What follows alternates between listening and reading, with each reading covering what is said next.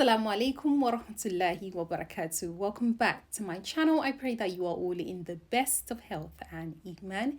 If you are new, welcome. My name is Nafisa. I am a Muslimah life coach and I support Muslim women with relationship and mental health issues. So if you're interested in being coached in those areas, you can find me over on my website, which I will leave linked in the description box down below.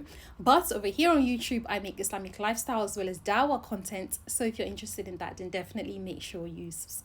You can also find me on Patreon, where I coach women about becoming more feminine and also the act of wifehood, becoming a wife. So for those of you who are wives, or those of you who are about to get married or want to prepare yourself well for marriage, then you definitely want to check out my Patreon. I have amazing strategies over there for women who want to cultivate womanhood. In today's video, I want to talk about practical ways that you can control your nafs.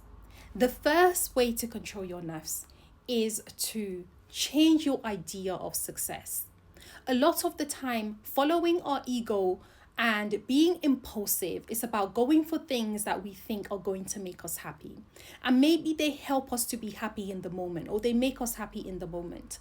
But true happiness isn't things that are led from you just following your ego and being impulsive.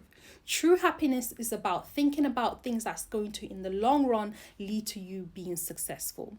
And so changing your perception of success will help you to keep your ego in check. As Muslims, our idea of success should come from the idea of us successfully having attained our purpose in this life.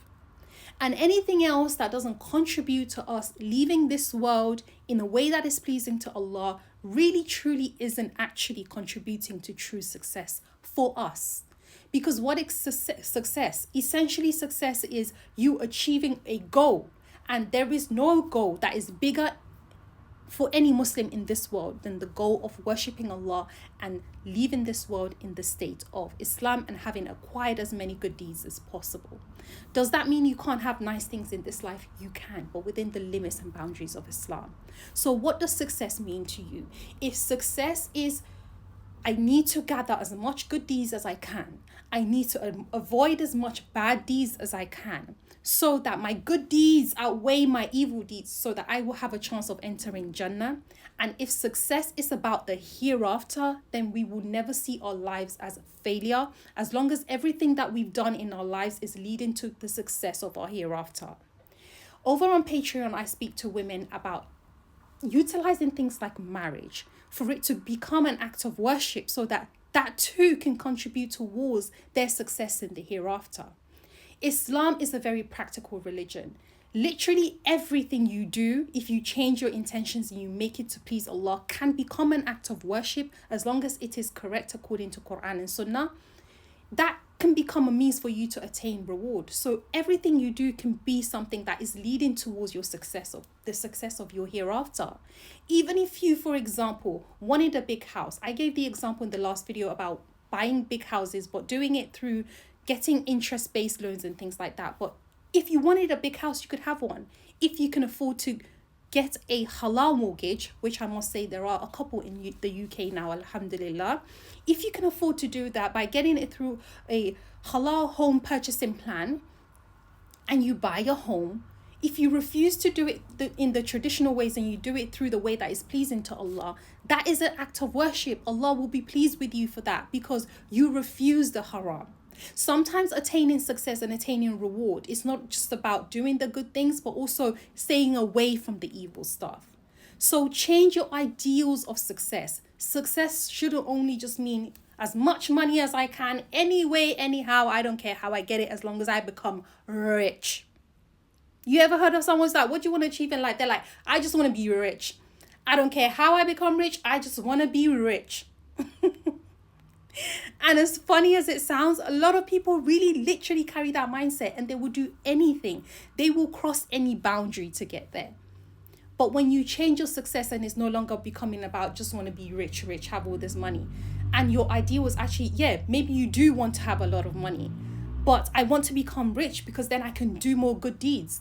And I'm going to keep myself within the frame of what Islam allows me.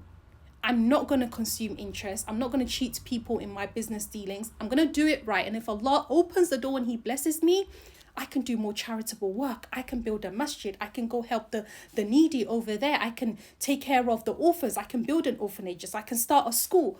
You start coming up with different ideas of what you can do with it. Yes, you can spend some of it on yourself as well. And it doesn't mean you have to live like a pauper. You can wear nice clothes. That's okay. But you can do far more charity with having halal income that is blessed. So you utilize that in a good way. So switch your idea of success. Ask yourself, what do I view success as? And just sit there for 5 minutes, jot down a few notes of what you view success as. And then the next question is, can I do all of this within the boundary of Islam? And when you find ways to do it within the boundaries of Islam, and Allah is at the center and at the core, and you're looking at all of this with the lens of Islam and what is permissible within the deen, then you would have succeeded and achieved success, because we will all be under the criteria that Allah subhanahu wa ta'ala has put for us, which is then worship. Why? Because you followed Allah's rules and you followed His laws and you didn't transgress His laws. So change your idea of success. The next way to manage the ego and the nafs is to have goals for spiritual success. Sometimes success can look different. We have all these other areas of life that we want to be successful in, but a lot of the times we don't really focus on core aspects of our deen. Can you read the Quran? How many surahs do you know? Would you like to memorize more of the Quran? Do you want to start engaging in tahajjud and be able to maintain it for the rest of your life? Do you want to engage in fasting Mondays and Thursdays and maintain it for the rest of your life? Do you just want to learn to trust Allah more and be firm in that and be able to continue that? Do you want to start wearing hijab and keep it on for the rest of your life? What areas of spiritual growth in terms of the deen do you want to thrive in? You should have some goals for that. If you have goals for all the other areas of your life, but you don't have goals that directly, relate to Islam, then you find yourself slipping off, because those goals keep you grounded. The spiritual goals that directly relate to Islam keep you grounded. So if you want to manage your ego, have those goals, because those goals will always keep Allah in your conscious mind. You always be referencing Him. You always be referencing Islam. A classic way to know someone who still needs to work on their faith is someone who doesn't reference Islam when it comes to their everyday decisions. It's just, they just do whatever decisions, and then later on there's like, oh, Islam didn't allow that. It's like, shouldn't you have figured that one out before you went to do it? Right? So it will help you to keep Allah in mind, and that's how you can control the ego. Because whenever you reference your deen and you reference your faith, if you're doing something wrong, you're going to start to feel bad, and that is a sign your iman is telling you something is wrong here, don't do it. And you can only have that heart when you keep Allah in mind. The next thing I want to say is learn to say no and learn to make yourself wait for things. We teach children about turn taking, but as adults, funnily, sometimes we can't do this with ourselves. We can't make ourselves wait. A person who is very impulsive cannot make themselves wait for anything. They usually want what they want, when they want it, how they want it, and they expect other people to come to their service. They have a right for other people to just give them. That sense of I'm better than everybody. That sense of I'm entitled. We're not entitled to anything from anybody. So if you want to be able to control your nafs, learn to make yourself wait for things and learn to say no. Some people want you to go along with things and do things that are against the faith. Learn to tell them no and confidently tell them no, because it's not about them. It's about Allah and what pleases Allah. So learn to say no and learn to stand firm in your faith and what you believe in. Finally, I want to say be open to feedback. Nobody is perfect. We all have something we could be working on. So learn to be open to feedback.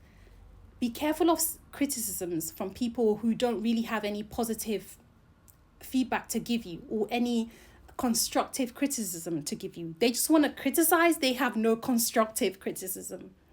But a soul that is always wanting to improve understands that they are not perfect.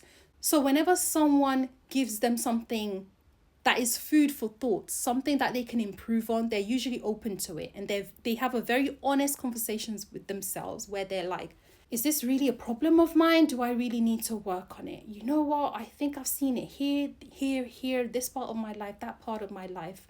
I think this is something I need to work on. A person like that will always be growing because they understand that they're not perfect, and they will always be doing that bit more to get them to being the person that they want to be. So those are some practical ways that you can learn to control your nafs so that you are more inclined to do what Allah wants versus doing just what you want. Because again, those who follow their desires, they just do what they want when they want. There's no boundaries. They are not the people that Allah usually speaks about when Allah speaks about the people of Jannah. The people of Jannah are those who prioritize Allah. They sacrifice what their ego wants for the sake of Allah, and for that reason Allah rewards them immensely. May Allah subhanahu wa ta'ala make us of those who put Him first in all that we do, who love Him, who worship Him because we love Him, and who live according to Islam and leave this world with the Shahada truly embedded in our hearts. Ameen. I hope you guys have found this video beneficial. If you have, definitely make sure you give it a thumbs up. Share it with anyone else whom you feel will benefit from today's content. And if you haven't seen this video that I made a few days ago, then definitely make sure you check it out. Jazakallahu khair for being here, guys. Assalamualaikum. I'll see you next time.